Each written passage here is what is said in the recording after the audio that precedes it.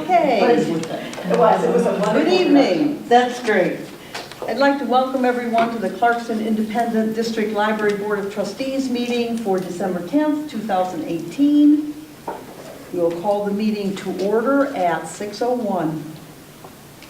And let's rise to the Pledge of Allegiance. I pledge allegiance to the flag of the United States of America and to the republic for which it stands, one nation, under God, indivisible, with liberty and justice for all. Roll call, please. Dan Gaffney. Here. Michelle Gibb. Here. Dan Green. Here. Mary Hemberg.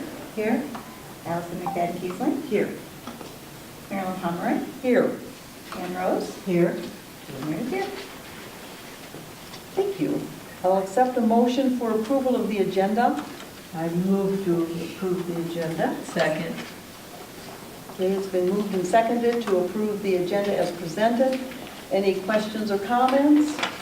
All those in favor, please say aye. Aye. Opposed, nay. Motion is approved. Call to the public. The Friends held their holiday book sale on Saturday, December 1st. It was just one day this year. And we brought in a little over $1,600 after all expenses. Majority of the people probably came before 3 o'clock. We tried to take a tally, but some of us were not very good about checking off the little boxes. But it proved to be a good success, and it was nice turnout. And we had probably 2 booksellers and a few teachers. And it was just the one day? Just the one day. Great. Huh. Excellent. Thank you. Thank you. All right, the call to the public is closed. We have a relatively long consent agenda. Is there a motion for approval? So moved. I'll second. Anybody want to remove any item A through H for discussion? If not, all those in favor, please say aye. Aye. Opposed, nay. Motion is carried. Okay, library statistics, the colorful part of the meeting. Well, in addition to the statistics, we have some notes from the staff to try and bring some of those numbers to life. The Children's Department wanted me to tell you about the Makerspace Station being complete. The Makerspace Station in the Youth Department has been installed and it looks great. Hands-on activities geared toward tweens will be placed in this area for patrons to stop by and try out. Upcoming plans include low-tech projects like magnetiles, the turning tumble, which is a low-tech version of coding, and of course the popular straw construction that is out there now. Future activities will become more technology-based as we see how patrons interact with this innovative new space. The youth and IT departments have teamed up on this project and are now including the adult department to work on expanding the maker concept into our library on a larger scale. Read to Pause makes a welcome to come back. Read to Pause is a program that the library relaunched in May in which children can come and read to therapy dogs. Parents have stated that reading to therapy dogs has helped their children to learn to read, become more social, and get interaction with the dog when they can't have one at home. Attendance has been almost full at every month for this program, with 12 to 24 kids reading to dogs each month. It was also recently featured in an article in the Clarkson News, which I've included in your packet, the printed version. We're glad to be able to partner with our therapy dog handler volunteers and provide this valuable, fun, and educational opportunity for our community. And then holiday fun at the library. Santa Claus is coming to the library. Santa and his furry friends, also known as reindeer, will be here at the library on December 17th, so next Monday at 6 p.m. This is a family-friendly event open to all ages and also includes holiday craft activities. That's awesome. That's great. I know somebody that wants to do that. And the pictures are very cute. I would direct your attention to the really cute dog pictures with the children reading to them. Yeah. You didn't have 24 dogs, though. How many dogs? No, not at the same time. We have 4 dogs. We do 1 dog in each corner and we rotate kids through. Oh, okay, so they you have a sign schedule. up for a time slot. Yeah. These are really, some of these are older children. All ages. It's just All good ages. for yeah. That's great. It's good for them to practice reading out loud, and it's a good way for them to because dogs are Non-judgmental. non-threatening. Very nice. Non-threatening. Yeah. and they pay attention. They do, they do. All right, the library director's report. Okay, under general information, last week we received a notification from Stevens, Korinovic, and Tucker, library's auditing firm, that they are in the process of merging with Maynard and Costerison, a mid-market accounting and consulting firm located in Lansing. Just over a year ago, Stevens, Korinovic, and Tucker split from Abraham and Gaffney and maintained the previous contract that we had through the 2017 audit. We received the same thorough and efficient audit experience we had appreciated from previous years. We are due to bid out the audit for the coming year, so I have prepared an RFP and we'll be sending that out, and we will request the 3-year pricing structure as we have in the past. Next item, in late November, I submitted the data for our library for the 2018 Detroit Suburban Library Roundtable, which is known as DSLRT survey. This is the collaborative effort of public libraries of all sizes in southeastern Michigan to provide comparative information on library services, budgets, salaries, benefits, etc. This timely information will be released at the end of the year so that it may be used for planning in 2019, and that is one of the things we use during our budgeting process. Is that a totally new? No, they've been doing it for several years, as long as I've been here, but it's definitely a great, yeah, it's just a great opportunity, because the state aid report is a year behind. And so this we do in the moment, and you have fresh data from the libraries as opposed to year-old. Yeah. And since we like data-driven decisions, Yes. we're very pleased with this. Well, it is, the end of the year is also data collection season for the library state aid report. So this report will cover the 2017 fiscal year and is due by February 1st. So as I said, it's like a year behind, but that's just the way they collect it. I'm currently reviewing the data and beginning the process of inputting the information into the system, as I like to have it submitted by the end of the year and provide the report to the board at the beginning of the new year, well ahead of the deadline. So that's something I've been working on. Also, in November, I attended a very useful presentation by labor attorney Mal Muskovitz about best practices in regards to hiring. He was hosted by DSLRT. It was a free to all member libraries that are in DSLRT, and it was held at the Bloomfield Township Library. So that was a good effort. It was very good. It's always good to get updated. He packed a lot of information into it, but he had good slides and he had good documentation in his notes. So. On November 30th, we had to have some additional repair work done to our fire suppression system. It is a dry system, meaning the pipes running to the sprinkler heads are filled with air under pressure to hold back the water until it is needed. Due to condensation, sometimes the pipes develop small leaks and need to be repaired. We have the system inspected every year as part of our fire prevention plan. But we also monitor the system regularly to ensure that small issues do not become bigger problems, because it is original to the building. So we have to keep a pretty close eye on it. In terms of project updates, we received a call last week that the doors for our new business area have been back ordered. So this project has been delayed into the new year. Unfortunately, this project was budgeted for 2018. So the funding will revert back into fund balance at the end of 2018, and we will need to make a budget adjustment to add the funding into 2019 budget year to accommodate this new construction timeline. You'll see that on your January agenda. I don't like to start messing with it. I'm sorry? How long are they back ordered? Till January 14th. January 14th. Yeah. That's not too bad. Not a chance that they're going to get it done before the end of the year. No. But I don't like to mess with the 2019 budget while we're still in 2018. It just makes the audit difficult. So. Definitely, but We'll we just won't wait. have to wait too long into 2019. No. On November 20th, the interactive makerspace station was installed in the children's department, which was mentioned in the notes from the staff as well. The installation went smoothly, and the new space looks great. On Wednesday night, meaning later this week, we will conduct the last of the series of community conversations focused on the Clarkston Community School District to be used as part of their strategic plan. These conversations have been interesting and robust, and we are looking forward to presenting this useful information to the school district in the next week or so. Next week, the IT manager and I will be meeting with IGD Solutions to continue our work on the Community Information Network, known as CIN. It's a special website that was created by Bill and Susan Basinger in the early 1990s.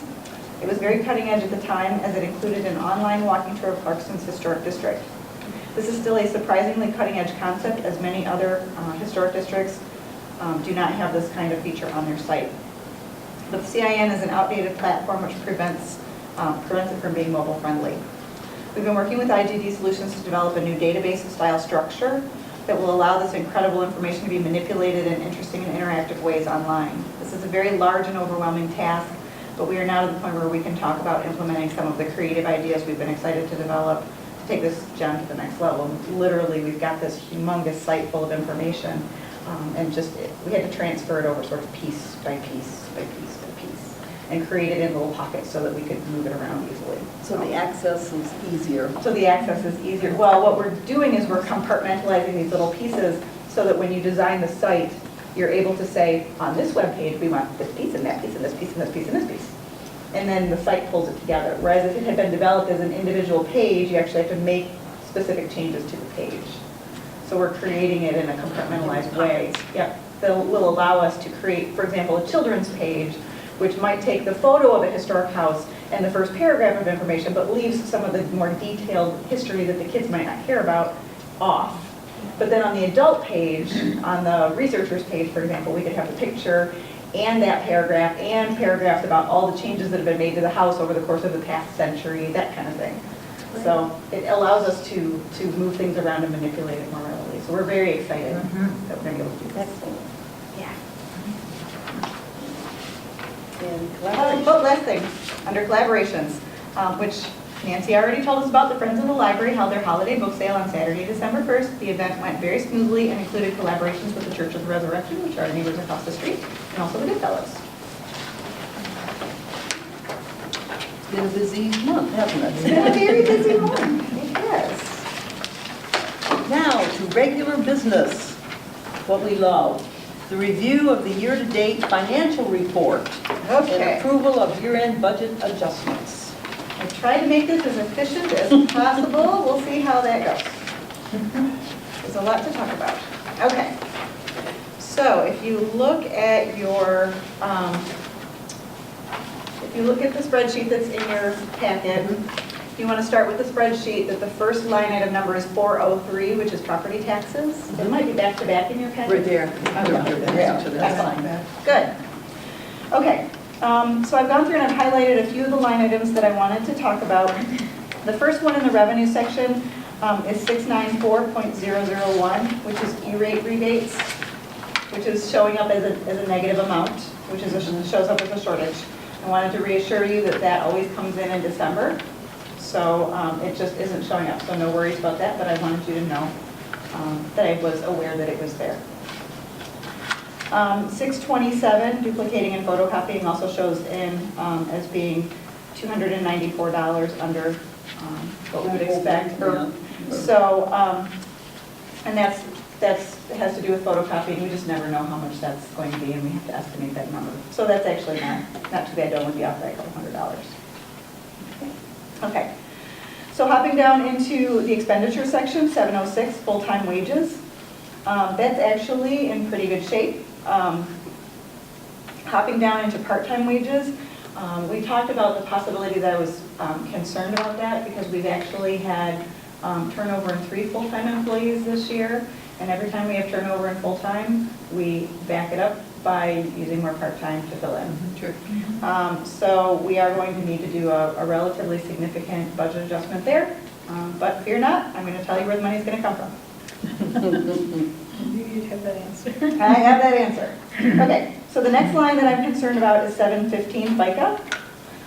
If we make an adjustment to part-time, we need to make an adjustment to FICA to make sure we have that money set aside for taxes. But fear not, I will get to that one too. Okay, the next line item down that I want to talk about is 716 health insurance, and I want to remind you that because we switched over to that age-rated plan, that we actually have a surplus in that line item, and as you can see, there's $36,000 in that line item still, which we were expecting to still be there. We have actually paid all of the bills for the year already, and there's still $36,000 sitting there. So there's the money for that budget adjustment that I just alluded to. Next line item that I wanted to talk about is life insurance, 717. It looks like a very low number, but I did check. We only have one bill left to pay for the year, and it is under that amount, so we're good there. Retirement, 718. That we actually have a surplus in that line item. We're doing well with that line item, so there's some money there that can be used for budget adjustments. I'll talk a little bit more about that in a minute. 719 OPEB, that's our HCSP, our healthcare savings plan. That's our retiree healthcare money.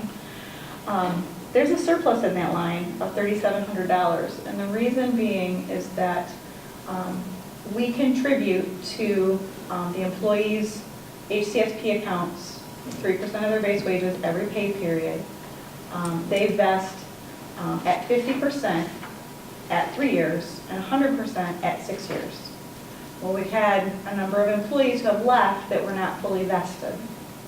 So that money goes into MERS as a forfeiture amount. They won't give it back to us, but we can use it for future contributions. So there's quite a lot of forfeiture from the last year. And so there is going to be enough forfeiture to cover that line item until about May or June. So that is money that we have set aside. We budgeted in 2018, we budgeted in 2019, but we're over budget because it's been forfeited back to us.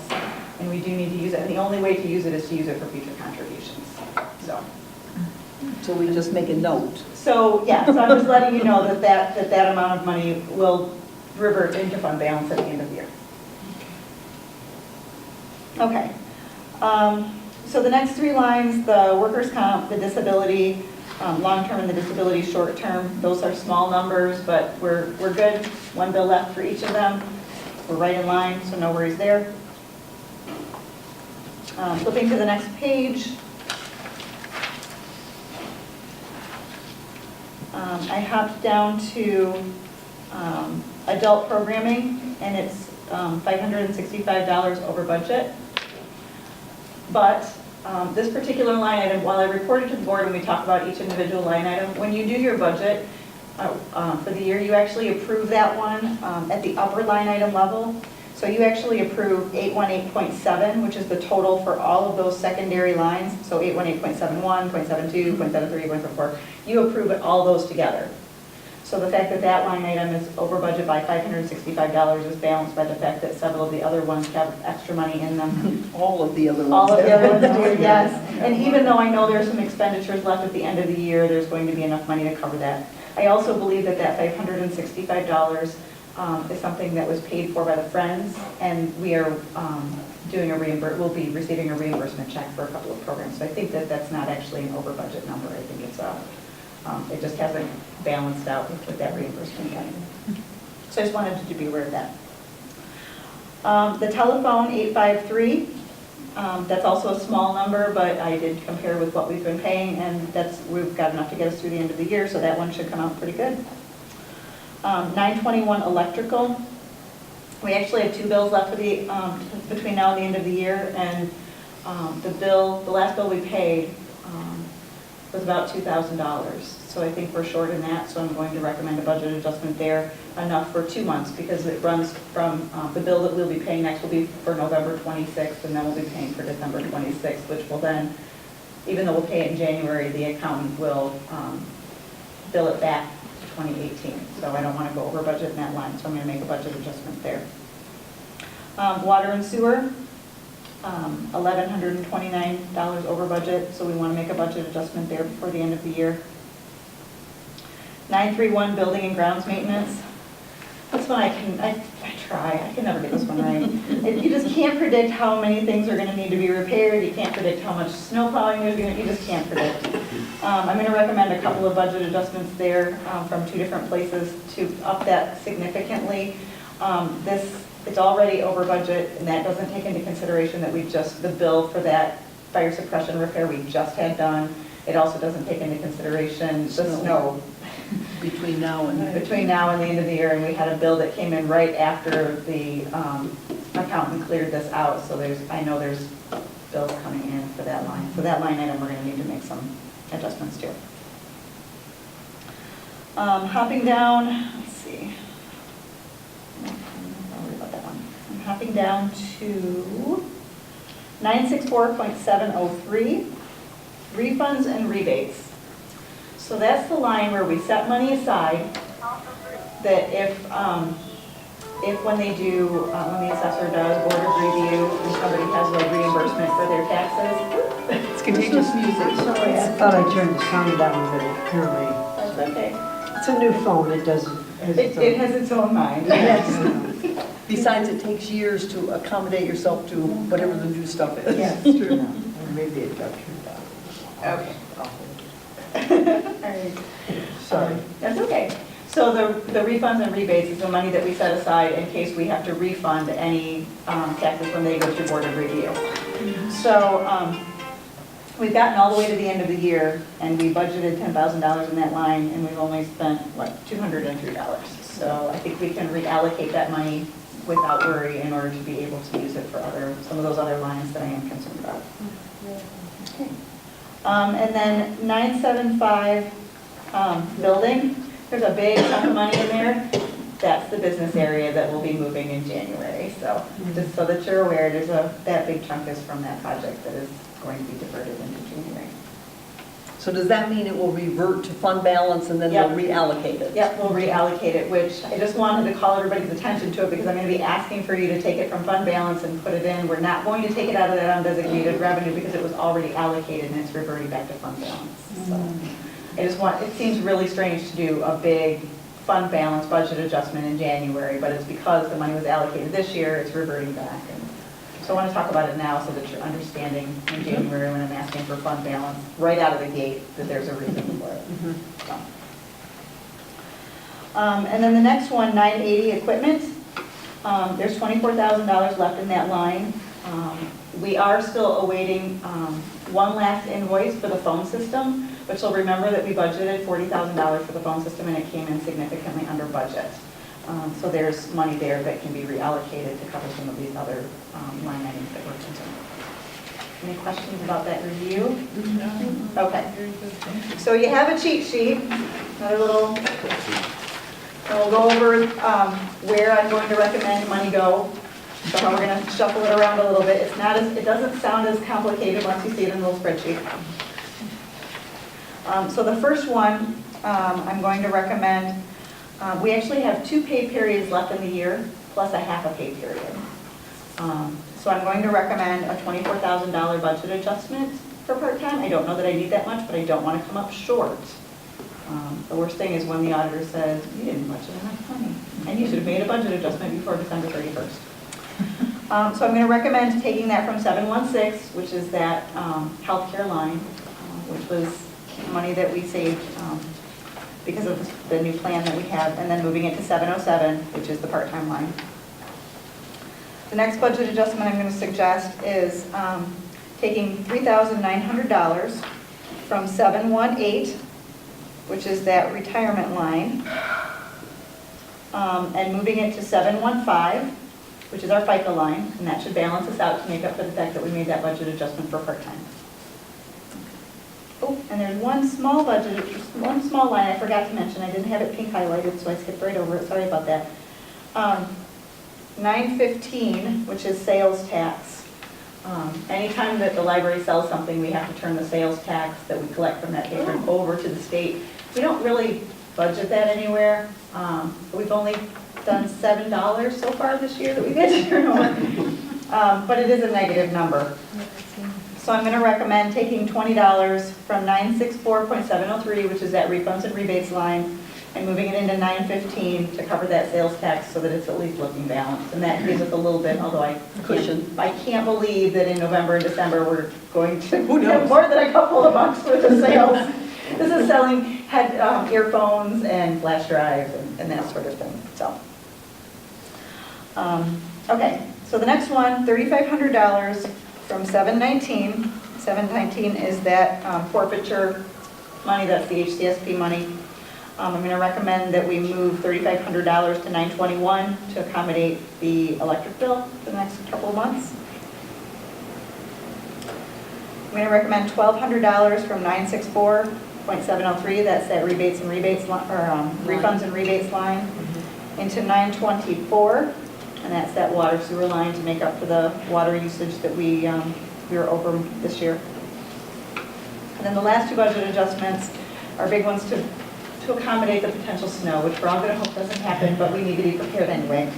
So I'm going to recommend $8,000 from 964.703, which is refunds and rebates, into 931. And then another $8,000 from 980, which would be that surplus money from doing the phone system, into 931 to make sure that we've got plenty of money for any repairs and snow plowing that'll get us to the end of the year. That's good. So nothing being requested out of fund balance, just shuffling it from line items that were. So what does that leave us in 964.703? We're making 3 adjustments out of there. Leaves about $500. Okay. Yeah, but we actually haven't had anything in the last few months, and you'll notice in your packet that it said that this last time they were just doing, I don't know what she called it, but basically internal changes, things balanced each other out, I think is essentially what she's trying to tell me. Okay. Usually those come earlier in the year if there's anything that we rebate back to anyone because Board of Review is earlier in the year. So I think we're okay. Left a little bit of a cushion in there just in case there's something that comes up at the end. But anytime we have one, it's usually under $100. So. Questions, comments, concerns? No? It's always clear, and once we... Yes, once you understand. Try to make as many of these things figured out when we actually write the The budget. only thing I was but- wondering, the unexpected water usage, was that to because we had to water more this I summer think so. because of the, yeah, that's what I thought. Yep. Well, and one of the things that we've discovered is that it's not just our sprinkler system, it's also the watering that we do, the hand watering that we do. So it depends on how good we are about keeping the frog spitter filled as well, because that water comes out and it recycles, but it eventually evaporates. Yeah. So yeah, we go through some water doing that as well. Now, does the garden club do they use water when they're doing plantings and, Mhm, yeah, yep. and so, Yep. That would be quick. which they do a lovely job. Yes. It's only fair that we should supply the water. We do. And really of that, we have a fairly minimal contribution that we have to make to that. We usually buy some mulch for them, usually about 10 yards of mulch, so a couple $100 worth of mulch, and then we water everything, so, yeah. But basically what we're paying for in terms of landscaping is mowing the lawn. And watering the lawn. And I'm watering sure, the yeah. lawn, yeah. Yep. Which is why you have to mow it. Which is Yeah, but otherwise it turns all brown. It does. The sprinkler, the irrigation guy lives locally, and he stops and he adjusts it for us because I'm not very good about that. I always remind people that it's not a golf course, but he's always reminding me that it makes him look bad if our grass isn't at least sort of green. So, so he takes care of that and makes sure that I don't miss out on making sure the grass stays green. I would move that we make the budget adjustments as recommended in the spreadsheet. I'll second. Okay, it's been moved and seconded that we make our budget adjustments as evidenced in our spreadsheet. Are there any other comments or questions? If not, all those in favor, please say aye. Aye. Those opposed, nay. And the motion is passed, and we thank you for all the in-depth review. Very clear, yes. Okay, number 2. Okay. Review and approval of Allied Building Services Facilities Maintenance Contract for 2019.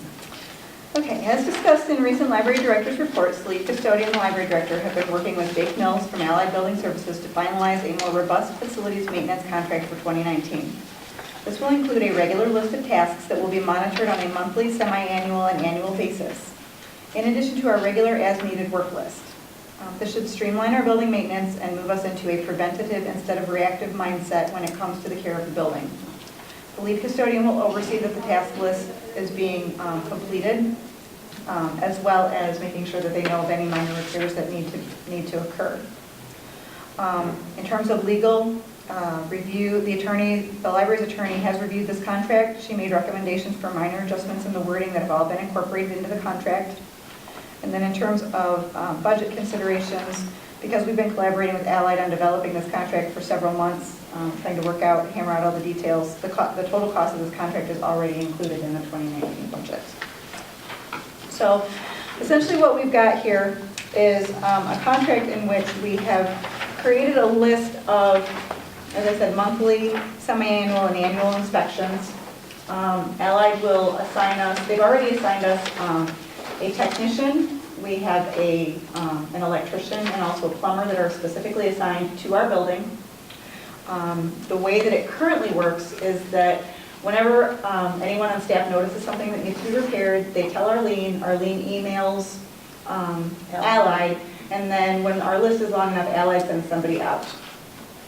The way this would work is that Allied would automatically come once a month. They would inspect all of these various things as they are defined in this contract, and Arlene would continue to send them the additional pieces that need to be done.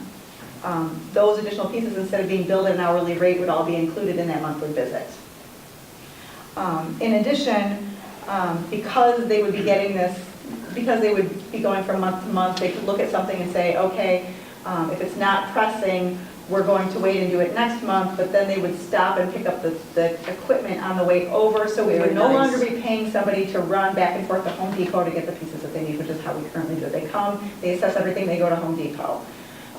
They would come with knowing that they would be, this month we're going to be doing, This and whatever, this, filters, let's get and they it. would bring the filters with them instead of us having to pay for them to run to the store and back. So hopefully that will be helpful in this. How about for repairs that we don't know that aren't maintenance? What about repairs? Those we will still send ahead, but because they will be stopping at the store, hopefully we will be able to identify what those things are more specifically. I'm hoping that Arlene will be able to more frequently be able to say, this is the part that I need, or she can send pictures. They'll be monitoring that much more than they have been. Usually we send them the list and they come the next day and they look at it, and we're hoping that we can create that interactive communication where she can say to them, this is what we have done, and I think this is the part you need to pick up to do it. So And so this is all part of that fee? it's all part of, so that it would all be So incorporated. this is really tweaking our original concept of using Yep. Allied instead of a building manager in the building. in the Yep. building. And I think that it seems like it's worked quite well. Well, and it has, and what we would like to do, because Arlene is now, as lead custodian, she's really overseeing these things, and we're trying to make sure that we're balancing what she oversees and what she and her custodial staff are actually able to fix on their own. And we want to try it out for a year, and that was the first thing that Arlene said, well, what we're doing now works okay. And I said, well, let's try it for a year and see if you like it. And we made sure that it was written into the contract that we can break the contract if partway through the year that we don't like the way that it's going. And that's what I had the attorney look at, that if we get partway through the year and determine that it's not going the way we hoped it would go, or that we don't feel like that it's really saving us any money, or for whatever reason, that we can break the contract, and we don't owe them till the end of the year. We owe them for up through the months that we have completed the contract. So this is, That's good to have that. Sounds like that. Yeah, that Sounds is, when you're trying out something totally new. yeah. Just out of curiosity, because I haven't crunched all the numbers, but do you still feel like this is a more cost-effective way of doing things than hiring I by the do. time you pay salary, or? I do, because what happens in our building is that a lot of things that happen can wait. They're not incredibly pressing. But then things will happen and there'll be a bunch of things to do, and then there are periods of time where there's less to do. And our worry about bringing in somebody who would specifically be doing this, and I've talked to other libraries about it as well, is that then you end up trying to create tasks to fill that time. Right. Which then cost for little supplies and things that you really didn't need. Yeah, and that works really well for a larger operation, but when I've compared to other libraries that have facilities people on staff are bigger than we are, and fairly significantly bigger than we are, and budgeted much. I suspected that it probably did represent a savings, but without having actually looked at the numbers. And as I said, I'm not entirely sold that this is the end all be all, that this is it, but this is an opportunity for us to give it a test run and see if we want to do it. There were a few things that we put in originally, and we did test drive some of the services from Allied.